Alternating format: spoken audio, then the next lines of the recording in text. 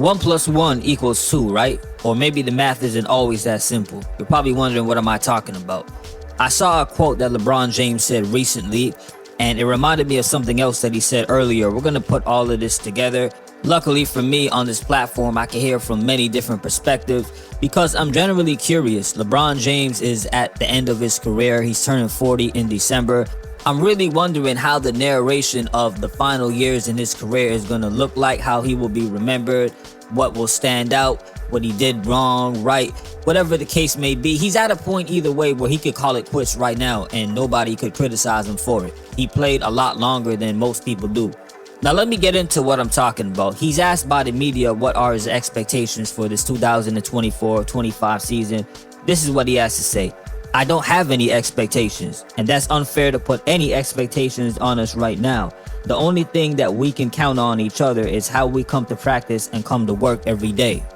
I'm going to play y'all two clips right about now. One is JJ Redick at his press conference when he was first introduced as the Lakers' new head coach. And right after, you're going to hear what Iman Shumpert had to say in defense of these comments that LeBron James talked about in terms of expectations. The expectation is a championship. And so it's my job, it's our staff's job, it's Rob's job, it's all of us to deliver a championship caliber team. No expectations for the Lakers. Yeah, I think that LeBron is exceptional in identifying how to use his team, how to motivate his team.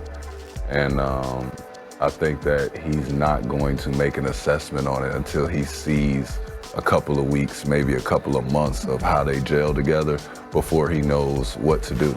I've watched and been a part of teams that he'll say we're one piece away, or we need to get better in this. If we execute this and get better on this end of the floor, then we'll be in this position. So I think that he does this every year. He never really sets any expectation on anything unless he's got the exact same team, which he does not. They've added some pieces. Hopefully y'all see where I'm going with this when I asked at the beginning of the video, does 1 plus 1 equal 2? Is the math always that simple? Here you have LeBron James' teammate who we won a championship with defending the statement saying, no, LeBron James always does this. He's going to take his time, assess things for what it is, and then make a decision as to if he believes this is a championship team or not. And you know what? Iman is telling the truth. I have an article here where in the 2017 season, the one after they got their championship, during a post game when LeBron James was being interviewed, the Cavs had lost about 5 out of 7 games. He ended up saying, quote, "We're not better than last year from a personal standpoint." He went on to say, "I'm not singling out anybody. I'm not. Yeah, we won the championship, but F, you know what? Let's see if we can do something." Then he says, "We need a effing playmaker. I'm not saying you can just go find one like you can go outside and see trees. I didn't say that." I think it's safe to say, based on this story I just told y'all with what Iman Shumpert defended LeBron over, if he doesn't put public pressure on the Lakers, it lets you know where he stands in terms of what he thinks of the team.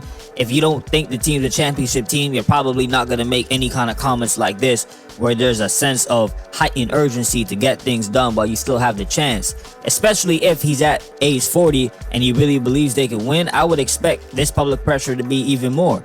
The real question is, where does this leave JJ Redick? I haven't forgot about him. I know y'all heard the clip. You're probably wondering when I was going to mention him.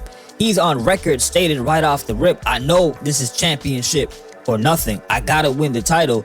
You have your head coach and your superstar player with two different mindsets, it seems, when it comes to their goals entering this 2024-25 season. That's a very interesting dynamic that we're going to see play out in real time.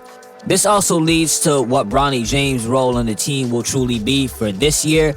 Magic Johnson just said on the Jimmy Kimmel show, if he was Bronny, he would ask his father, yo, just send me to the G League. Let me really work on my game as much as possible. That does not sound like a player as of right now who's capable of making a significant impact on a playoff roster, let alone one that is going for a championship.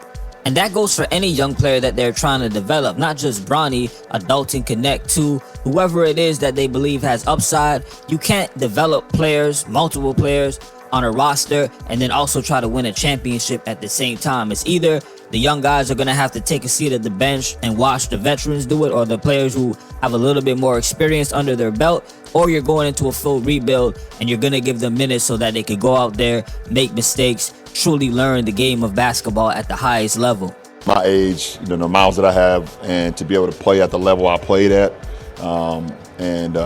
it gave me even more a sense of, I do have a lot in the tank, a lot, and I can help a big part of a team win the ultimate and whatever, if it's gold or if it's a Larry O'Brien trophy or whatever the case may is.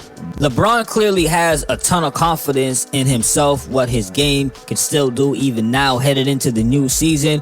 What I'm truly trying to decipher in my head is, what does he think about the team he's playing with, the roster, the GM? Is he confident in what's going on with the Lakers putting a team around him, or do we still put everything on LeBron? Put a pin in that. I'm going to get back to that point. I also wanted to add, there's a part of me that's thinking, since LeBron is knowingly aware of him being at the twilight end of his career, he's probably looking at it like, I did everything that I could and more, exceeded every single expectation. What more can I truly give? I'm just happy that I get to play with my son, make history.